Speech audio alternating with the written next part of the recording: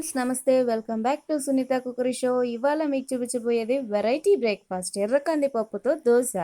చాలా టేస్టీగా ఉంటుంది, మీరు కూడా ట్రై చేయాలి. ఈ దోశలో ఎర్రకంది పప్పు వాడుతున్నాం కాబట్టి వాటి వల్ల వచ్చే హెల్త్ బెనిఫిట్స్ ఇంకా ఇది ఎలా తయారు చేసుకోవాలనేది మీకు ఈ వీడియోలో చూపించబోతున్నాం.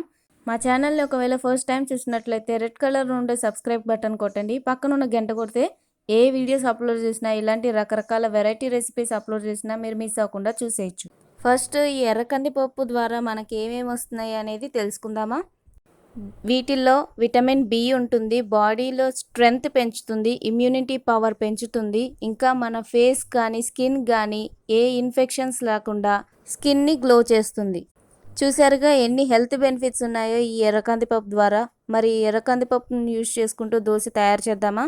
ఫస్ట్ ఎర్రకంది పప్పు గంట పాటు నానపెట్టేసుకుని ఉంచుకోవాలి. తర్వాత పచ్చిమిర్చి మేము 10 వాడాము, మీకు ఒకవేళ స్పైసీనెస్ ఎక్కువ కావాలనుకుంటే ఎక్కువ కూడా యాడ్ చేసుకోవచ్చు. తర్వాత ఒక జారా కానీ గ్రైండర్ కానీ తీసుకుని అందులో పచ్చిమిర్చి, అల్లం వెల్లుల్లి పేస్ట్, ఒకవేళ మీ దగ్గర అల్లం వెల్లుల్లి పేస్ట్ లేదు అంటే అల్లం వెల్లుల్లి కూడా యాడ్ చేసుకోవచ్చు.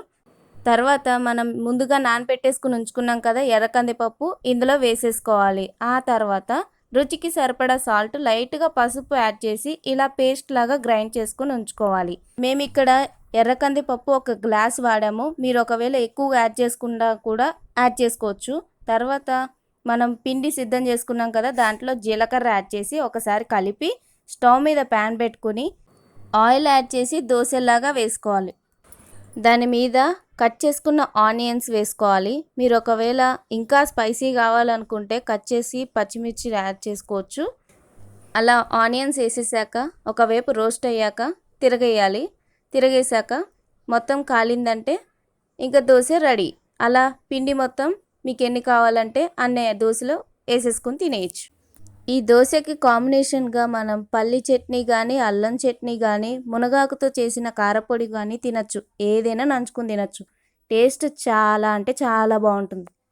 మీకు ఒకవేళ మునగాకుతో చేసిన కారప్పొడి మిస్ అయితే కనుక మేము మా ఛానల్లో వీడియో పెట్టాము, అది మీకు డిస్క్రిప్షన్ బాక్స్లో మీకు లింక్ పంపిస్తాము, చూసి మీరు ట్రై చేయండి. ఈ దోశలు లంచ్ బాక్సెస్లో కూడా తీసుకుని వెళ్ళచ్చు, చాలా బాగుంటాయి, మెత్తగానే ఉంటాయి, చుట్టూరా రోస్టెడ్గా క్రిస్పీగా బాగుంటాయి.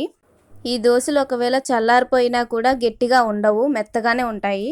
సో ఈ వీడియో మీకు నచ్చినట్లయితే లైక్ చేయండి, అందరికీ షేర్ చేయండి, కామెంట్ చేయండి. ఇలాంటి సరికొత్త రెసిపీస్ కోసం రెడ్ కలర్లో ఉండే సబ్స్క్రైబ్ బటన్ కొట్టండి, పక్కనున్న గంట కొడితే ఏ వీడియోస్ అప్లోడ్ చేసినా మీరు మిస్ అవ్వకుండా లేట్ చేయకుండా చూసేయచ్చు. ఇంకో వీడియోతో మళ్ళీ మీ ముందుకు వచ్చేస్తాం. Until then stay tuned to Sunitha cookery show. Have a nice day, happy cooking, thank you.